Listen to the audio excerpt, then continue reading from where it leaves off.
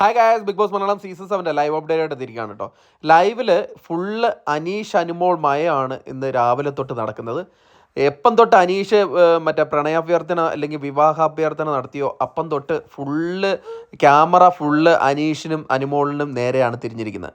അപ്പം അവരുടെ ഇടയിൽ കുറേ സംഭവങ്ങളൊക്കെ ഉണ്ടായിരുന്നു, നമ്മൾ നേരത്തെയൊക്കെ അപ്ഡേറ്റ് ചെയ്തിട്ടുണ്ടായിരുന്നു. ഇപ്പം ഇതാ അവർ തമ്മിൽ സംസാരിച്ച കാര്യം നമ്മുടെ ഷാനവാസ് കേട്ടായിരുന്നു. അതായത് ഇനി ഞാൻ ക്ലോസ്ഡ് ആയ ചാപ്റ്ററാണ്, ഇനി അതിൻ്റെ പോസ്റ്റ്മോർട്ടം ഒന്നും ചെയ്യേണ്ട എന്ന് അനീഷ് അനുമോളടുത്ത് പറഞ്ഞിട്ടുണ്ടായിരുന്നു. അതായത് നമ്മുടെ തമ്മിലുള്ള ആ വിഷയം ചാപ്റ്റർ ക്ലോസ് ചെയ്തതാണ്, ഇനി അതിനെ പോസ്റ്റ്മോർട്ടം ചെയ്യേണ്ടെന്ന് പറഞ്ഞാണ്.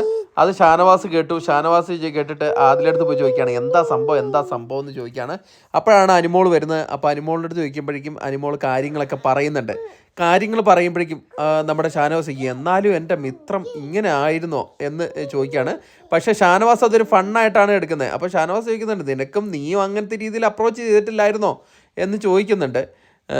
എന്തായാലും ഷാനവാസ് അറിഞ്ഞപ്പോൾ ഷാനവാസിൻ്റെ വായിൽ ആകെ കൂടെ വന്ന ഇതെന്ന് പറഞ്ഞാൽ അക്ബർ അറിഞ്ഞോ, ഇയാൾ എന്ത് മനുഷ്യനാണ്, അക്ബർ അറിഞ്ഞോ എന്നാണ് ചോദിക്കുന്നത്. എന്താ അക്ബർ അറിഞ്ഞ എന്താ പ്രശ്നം? ഇതൊക്കെയാണ് അവിടെ നടക്കുന്നത്. ഫുള്ള് അനുമോള് അനീഷിനെ വെച്ച് കണ്ടന്റ് ഉണ്ടാക്കുക എന്നാണ് എനിക്ക് തോന്നുന്നത്. കാരണം ഫുള്ള് എല്ലായിടത്തും പോയിരുന്നു പറയുന്നു, അതിലെടുത്ത് പോയിരുന്ന് ഇത് തന്നെ ചർച്ച ചെയ്തുകൊണ്ടിരിക്കുക. അനീഷ് അങ്ങനെ ചെയ്തു, അനീഷ് ഇങ്ങനെ ചെയ്തു എന്നുള്ള കാര്യങ്ങളൊക്കെ ചർച്ച ചെയ്തുകൊണ്ടിരിക്കുക. അതിൻ്റെ ആവശ്യം എന്താ? ഒരു കാര്യം പുള്ളി പറഞ്ഞു എന്നാൽ ഇവിടെ നിർത്താമെന്ന് പറഞ്ഞു കഴിഞ്ഞാൽ അവിടെ നിർത്തേണ്ടതാണ്.